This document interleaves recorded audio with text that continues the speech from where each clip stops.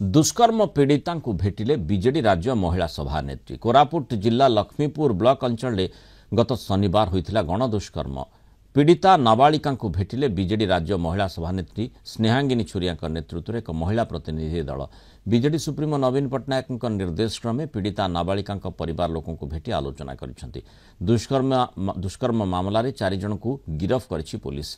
घटना रे एकाधिक व्यक्ति सामिल थिबा अभियोग होईछि। तेबे पुलिस 4 जन को गिरफ्त करी चुप बसी पड़िथिबा अभियोग करिसेंती राज्य महिला सभानेत्री और बीजेडी दलर नेता। यहाँ पर कोरापुट जिला मेडिकल रे पीड़िता भेटिबाकू जाइथिबार सूचना दैछंती। किछि पीड़ितांको पई व्यवस्था हेइनी, तांकु जो प्रकार सुरक्षा देवा कथा दिया होनी, तांकर स्वास्थ्यर किपरि भाबरे जत्न निया जीवो सेही कथा सरकार किछि चिंता करि नाहंती एवं समस्तंकु गिरफ मध्य करा जायनी। जो माने एई असामाजिक कार्य रे लिप्त अछंती, गणदुष्कर्म रे लिप्त अछंती, से समस्तंकु मध्य गिरफ करिनी। ए पर्यंत पुलिस 4 जन को गिरफ करिके चुप हेइके बसछि वर्तमान पुलिस। किंतु प्रकृत अपराधी के एई अपराध पछरे काहार हाथ रहिछि सेही कथा पुलिस ए पर्यंत धरी पारि ना। जेल पठे देके हाथ टेकी देले हेई गला कि सेटा कोन झियो प्रति न्याय ना, सेटा झियो तार परिवार प्रति न्याय।